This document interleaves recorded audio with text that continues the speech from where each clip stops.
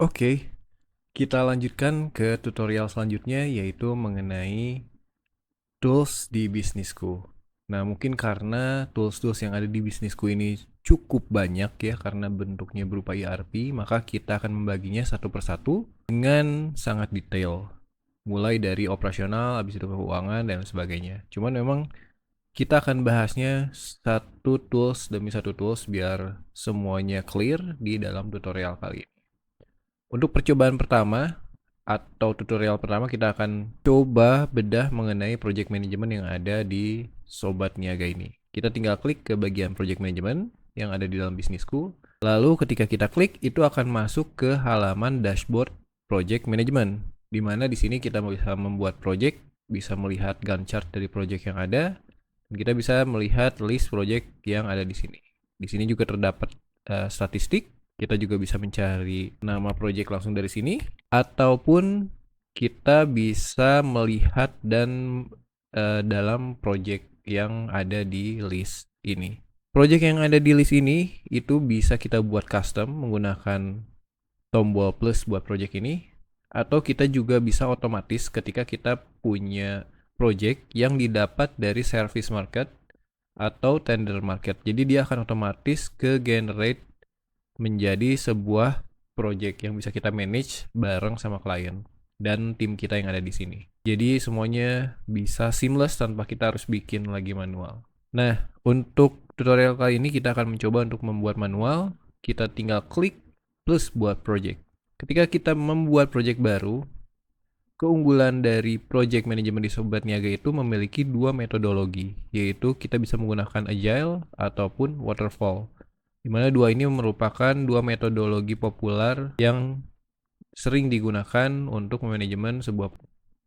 Tutorial kali ini kita coba satu persatu, mulai dari agile, kita coba projectnya, kita coba buat dengan nama project agile. Deskripsi bisa kita kosongkan, kita pilih metodologinya agile, kita pilih tanggal mulai dan tanggal selesainya, misalnya kita jangka waktunya 2 bulan katakanlah. Lalu selanjutnya ini wajib dipilih adalah, nah klien ini kita bisa tinggal pilih. Di sini ada satu list klien, tapi kalau nggak ada, itu kita bisa membuatnya dari halaman CRM, Customer Relationship Management. Jadi kita bisa menambahkan klien, baik dia user Sobat Niaga atau bukan, kita bisa nambahkan di sana.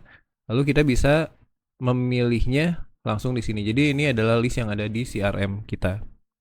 Karena di sini udah ada, kita pilih.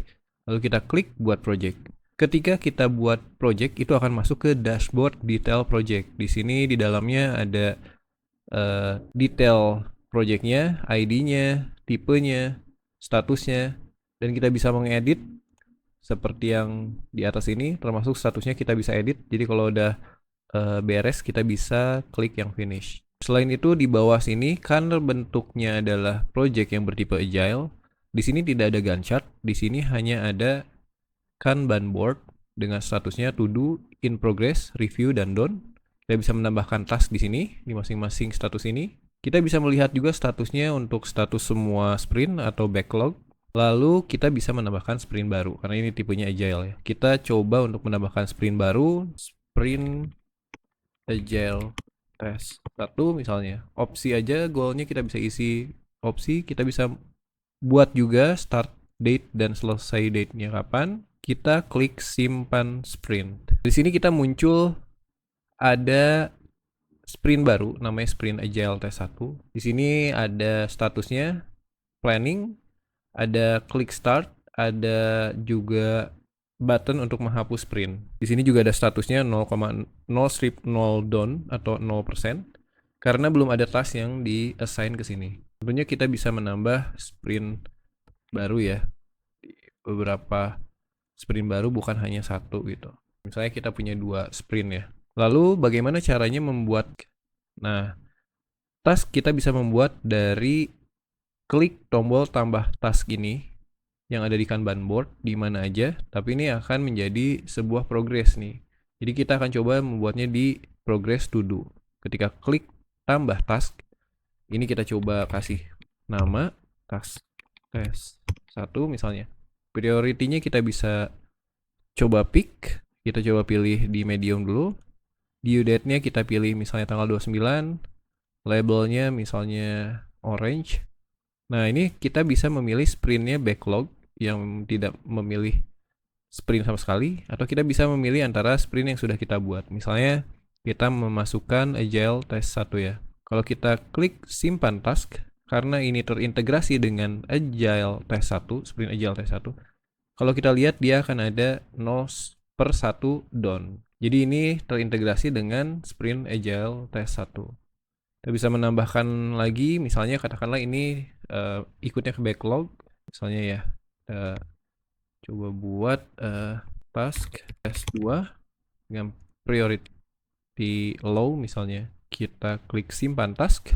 Nah, ini karena bentuknya backlog, kita bisa ngefilter di sini. Nah, kalau kita lihat ya, dia termasuk di backlog. Tapi kalau kita pick salah satu sprint, kita bisa lihat dia akan ngefilter per task. Sedangkan kalau kita pilih dua-duanya nih, di antara ini tidak ada sprint task 2 ya, karena dia emang masuknya ke backlog gitu. Yang ini ya. Tentunya ini kita bisa merubah-rubah statusnya. Kita bisa melihat detailnya. Kalau kita lihat detailnya, itu akan muncul detail task. Nanti lebih detailnya akan di bagian task ya. Karena ini juga cukup lengkap dari sisi fitur-fiturnya. Nah, kita bisa mengganti statusnya dari sini, dari to do ke in progress misalnya seperti ini. Atau kita juga bisa drag and drop ya. Misalnya dari sini kita balikin lagi ke to do, dia akan balik lagi. Kita juga bisa mengganti, kalau kita klik detail, kita bisa mengganti juga sprint ya. Misalnya dari tadinya backlog, kita bisa memindahkan misalnya ke sprint agile test 2. Sehingga dia masuk ke sprint agile test 2 ya. Jadi kalau kita pilih ini, dia masuk ke sprint agile test 2. Tapi kita akan coba juga dimasukkan di sprint agile test 1 ya. Jadi sprint agile test 2 itu kosong, sprint agile test 1 itu ada 2 ya. Oke, lalu di dalam task itu ada apa aja? Kalau kita lihat di sini, kita bisa menambahkan deskripsi di sini. Lalu kita juga bisa menambahkan anggota tim, checklist, dan komentar. Nah, jadi karena di sini juga kita tahu bahwa di sini multiple user yang bisa masuk ke sini, kita bisa menambahkan tim untuk masuk ke dalam agile test ini. Kita bisa menambahkan klik ke tim, lalu kita ada satu nih tim yang sudah kita buat, namanya tes pegawai, kita tinggal klik. Ketika kita klik, dia akan menjadi member di project agile test ini, sehingga dia bisa ikut untuk berpartisipasi update project yang ada di project agile test ini. Lalu juga kita bisa melihat atau menambahkan juga anggota tim ke dalam task yang sudah kita buat. Jadi si anggota tim ini bisa ikut berpartisipasi bukannya di projectnya, tapi di tasknya juga. Jadi di tasknya ini kita bisa nge-assign di anggota tim kita khusus untuk di task ini gitu. Ini contohnya tadi yang tes pegawai itu kita masukkan ke anggota tim. Oke, selanjutnya ketika kita sudah menambahkan tim baik di to-do list ataupun di project, itu tim tersebut akan mendapatkan akses ke dashboard ini. Nah, kita akan coba untuk mengujinya. Kita bisa login untuk tim yang bernama pegawai tadi, itu dia bisa melakukan login di branch login. Nah, ini nanti detailnya sampaikan di bagian halaman untuk dashboard pegawai ya. Nah, untuk saat ini mungkin kita akan coba dulu langsung login aja menggunakan user yang sudah kita buat. Ketika kita masuk ke dashboard, dia akan masuk ke dalam dashboard pegawai di branch-nya yang sudah kita bikin. Kita bisa masuk ke modul ini, jadi si pegawai bisa masuk ke modul, dan karena ini roles-nya sudah kita berikan untuk bisa membuka project management, itu nanti detailnya kita akan buat juga tutorialnya di bagian role. Nah, ini kita bisa ngelihat ke project management yang dia miliki atau dia ikut di dalamnya. Nah, ini ada dua project management, salah satunya yang project agile test yang sudah kita buat sebelumnya. Nah, untuk tadi ya, untuk menambahkan role untuk pegawai itu bisa di SDM dan inventory, lalu kita tambahkan role dan kita menambahkan role tersebut ke pegawai kita. Branch untuk login juga kita bisa membuatnya di sini. Jadi kalau misalnya nanti si pegawai ini udah di-assign ke branch mana, dia bisa melakukan login di branch tersebut. Nah, itu nanti detailnya mungkin di bagian yang sumber daya manusia ya. Lalu selanjutnya, antara owner dengan pegawai itu dia bisa melakukan komunikasi langsung dari si to-do list yang sudah di-assign. Misalnya katakanlah yang task test ini nih. Kita buka di project agile test ya. Nah, si pegawai sebagai pegawai dia bisa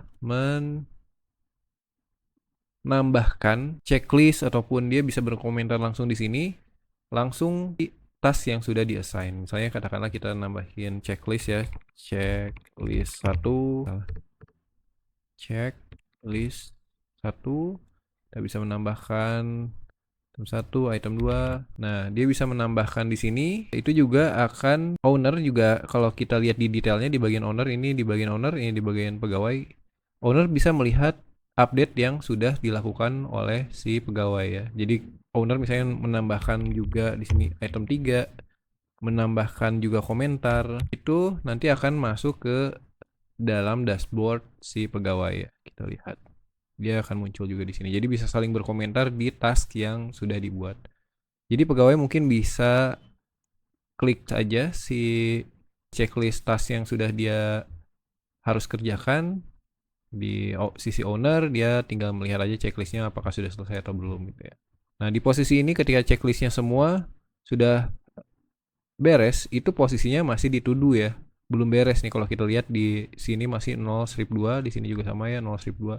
Belum beres karena kita harus menggantinya di bagian sini. Tentunya pegawai juga sama, dia bisa berkomentar juga. Bahkan dia juga bisa menambahkan lampiran, misalnya katakanlah dia mau nambahin gambar gitu ya ke sini. Tinggal klik, dia bisa nambahin lampiran juga, jadi lebih interaktif ya antara komunikasi di task tersebut gitu ya. Gitu.